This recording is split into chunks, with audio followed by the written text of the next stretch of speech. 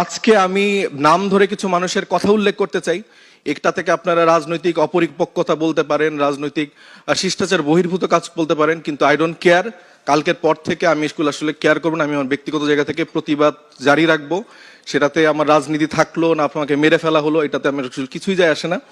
আপনারা জানেন যে আওয়ামী লীগের soft court supporter Anis Alamgir, সাংবাদিক আনিস আলমগীর, সাংবাদিক মাসুদ কামাল, আব্দুল নূর তুষার, সাংবাদিক পান্না, তারপরে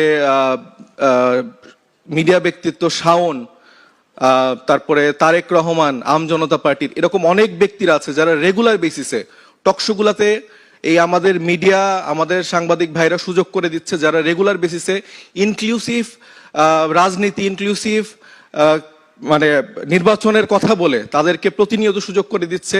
তারা নানাভাবে নানা কায়দায় বয়ান উৎপাদন করছে যে আমরা আসলে আওয়ামী লীগকে ছাড়া চলতে পারবো না, আওয়ামী লীগের এত % ভোটার আছে, এটা আছে ওইটা আছে। আরে ভাই, লাস্ট ইলেকশনে আওয়ামী লীগ জোর করে তুলে নাও তো 5% ভোটার কাউন্ট দেখাতে পারে নাই, তো আপনারা এত আওয়ামী লীগের ভোটার কই পান? প্রথম আলো একটা প্রথম সারির মানে সংবাদপত্র, সেখানে নানা কায়দায় আওয়ামী লীগকে প্রাসঙ্গিক করা হচ্ছে। একটা ফাঁসির আসামি, একটা খুনি, যেই মানুষের হাতে 1400 মানুষের রক্ত লেগে আছে, সেই খুনিকে আপনারা কোনোভাবে ডাটা ড্রিভেন ভাবে, মানে কোন 1400 মানুষকে আপনারা সেই স্যাম্পলিং করতেছেন 1300 মানুষের, সেটা কি গোপালগঞ্জের নাকি যে তিনি হচ্ছে সম্ভাব্য প্রধানমন্ত্রী হতে পারে, কতজন চায়? তো এগুলা কি ধরনের স্যাম্পলিং? এটা আপনারা তাকে কিভাবে তার ফাঁসির রায় কার্যকর করা হবে, কিভাবে দেশে আনা হবে, সেই দিকে খেয়াল করেন। এই আনিস আলমগীর গতকালকেও সে সেলিব্রেট করতেছে, সে নেহেরি খেতে যাচ্ছে, সে ব্যাকগ্রাউন্ডে মিউজিক দিয়ে সে প্রোফাইলে তার হচ্ছে যে দুঃখ দুর্দশা দেখাচ্ছে যে আহারে হাদি খুব ভালো ছিল। আপনার এই আব্দুল নূর তুষার, উনি হচ্ছে যে বিভিন্ন কথায় এই গালি দেওয়া যাবে না, এই হাঁটুর বয়সী, এরকম বিভিন্ন ভাবে তরুণদেরকে ছোট করছে, জুলাইকে ছোট করছে। এই মাসুদ কামাল বিভিন্ন ভাবে বিভিন্ন ডাটা দেখায়, বিভিন্ন জরিপ দেখায়, বলতেছে যে আওয়ামী লীগকে আনতে হবে, আওয়ামী লীগ না হলে ইলেকশন হবে না রে ভাই, এইটা হবে না রে ভাই, ওইটা হবে না রে ভাই।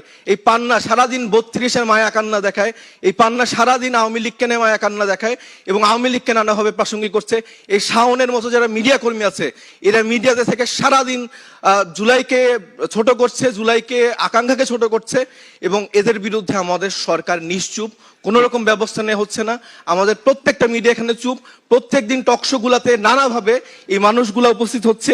এছাড়াও সাংবাদিক, শিক্ষক মহলে আপনারা জানেন ঢাকা বিশ্ববিদ্যালয় থেকে শুরু করে প্রত্যেকটা পাবলিক ইউনিভার্সিটিতে এই জুলাই গণ অভ্যুত্থানের সময় যারা আওয়ামী লীগের দালালরা ছিল, তারা কিভাবে দলদাস হয়ে এই জুলাই গণ অভ্যুত্থানে এই মৃত্যুগুলা ঘটানোর পেছনে দায়ী ছিল, তারা আবার নতুন করে